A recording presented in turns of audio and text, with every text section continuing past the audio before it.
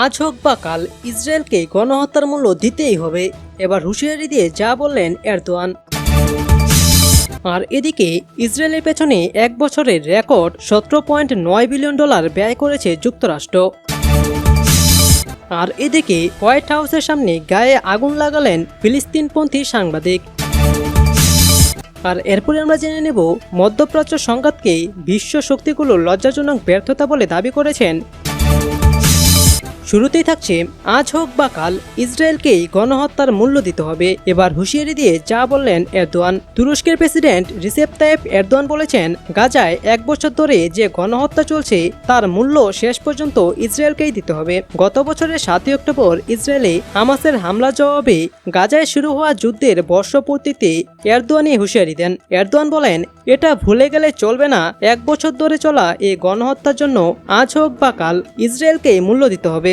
ইসরায়েলের বিরুদ্ধে সম্মিলিত পদক্ষেপের ওপর গুরুত্বারোপ করে তিনি বলেন, মানবতার অভিন্ন জোট যেভাবে হিটলারকে থামিয়েছে একইভাবে নেতানিয়াহু ও তার হত্যার নেটওয়ার্ক বন্ধ করা হবে। তিনি বলেন, আজ 7 অক্টোবর ঠিক 365 দিন আগে আমাদের 50,000 ভাই বোন, যাদের বেশিরভাগই শিশু ও নারী, যারা জীবিত ছিল তাদের নির্মমভাবে হত্যা করা হয়েছে। গাজার হাসপাতাল, বিভিন্ন ধর্মের উপাসনালয় এবং স্কুলগুলো এখন আর দাঁড়িয়ে নেই। অনেক সাংবাদিক, সুশীল সমাজের প্রতিনিধি এবং শান্তিদূতরা এখন আর আমাদের মাঝে নেই। প্রেসিডেন্ট বলেন, গাজা, ফিলিস্তিন এবং লেবাননে যারা মারা যাচ্ছে তারা শুধু নারী, শিশু এবং নিরীহ বেসামরিক নাগরিকই নয়, মারা যাচ্ছে মানবতা ও আন্তর্জাতিক ব্যবস্থাও।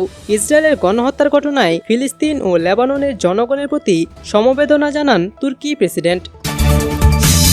আর এদিকে ইসরায়েলের পেছনে 1 বছরের রেকর্ড $17.9 বিলিয়ন ব্যয় করেছে যুক্তরাষ্ট্র। গত 7 অক্টোবর গাজায় যুদ্ধ শুরু হওয়ার পর থেকে ইসরায়েলকে সামরিক সহায়তায় রেকর্ড $17.9 বিলিয়ন ব্যয় করেছে যুক্তরাষ্ট্র। ব্রাউন ইউনিভার্সিটির কস্ট অফ ওয়ার প্রজেক্টের এক প্রতিবেদনে এ তথ্য উঠে এসেছে। এর ফলে মধ্যপ্রাচ্য জুড়ে সংঘাত আরও বেড়ে চলছে। গাজার স্বাধীনতাকামী সংগঠন হামাস 1 বছর আগে ইসরায়েলে ঢুকে 1200 জনেরও বেশি লোককে হত্যা করে, অনেককেই করা হয় জিম্মি। এরপর ইসরায়েলের আগ্রাসনে প্রায় 42,000 মানুষ নিহত হয়েছে। এরপর চলতি বছরের সেপ্টেম্বরের শেষের দিকে লেবাননও হামলা চালায় ইসরায়েল। ব্যাপক হারে হামলা বাড়ানোর পর দেশটিতে হিজবুল্লাহ যোদ্ধা ও বেসামরিক নাগরিক সহ কমপক্ষে 1400 লোক নিহত হয়েছে। কস্ট অফ ওয়ার প্রজেক্টের প্রতিবেদনে বলা হয়, 1948 সালে প্রতিষ্ঠার পর থেকে যুক্তরাষ্ট্রের পৃষ্ঠপোষক ইসরায়েল ইতিহাসে যুক্তরাষ্ট্রের সামরিক সহায়তায় বৃহত্তম গ্রহীতা। 1959 সালে তারা সার্বিক হিসেবে $251.2 বিলিয়ন পেয়েছে।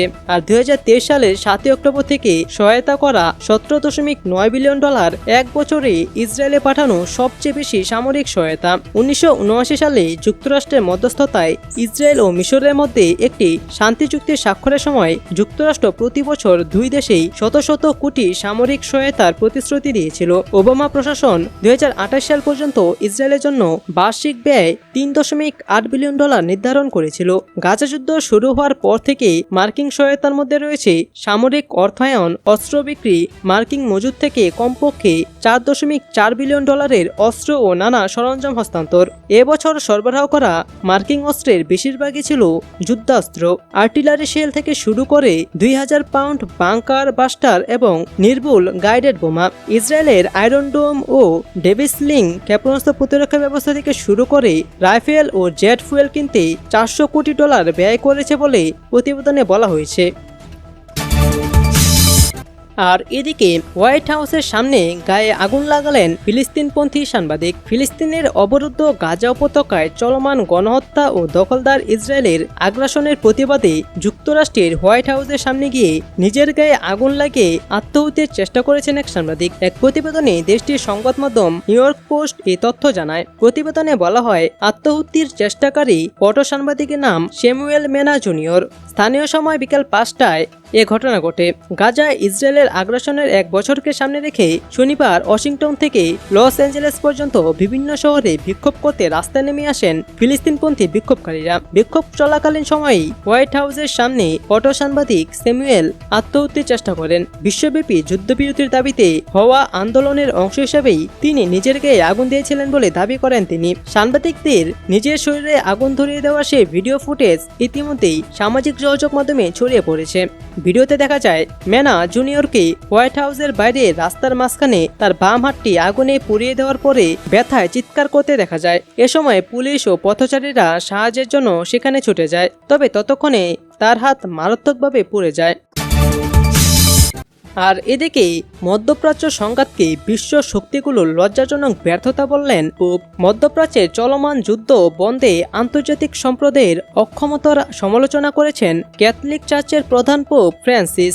এক খোলা চিঠিতে তিনি মধ্যপ্রাচ্যে ঘটে চলা সংঘাতকে বিশ্ব শক্তিগুলোর লজ্জাজনক ব্যর্থতা হিসেবে উল্লেখ করেছেন। মধ্যপ্রাচ্যের ক্যাথলিকদের উদ্দেশ্যে লেখা এই চিঠিতে তিনি বলেন, 1 বছর আগে ঘৃণার ফিউজ জ্বলে ওঠে, এটি এখনও শেষ হয়নি, বরং সহিংসতা চক্রাকারে বিস্ফোরিত হয়েছে।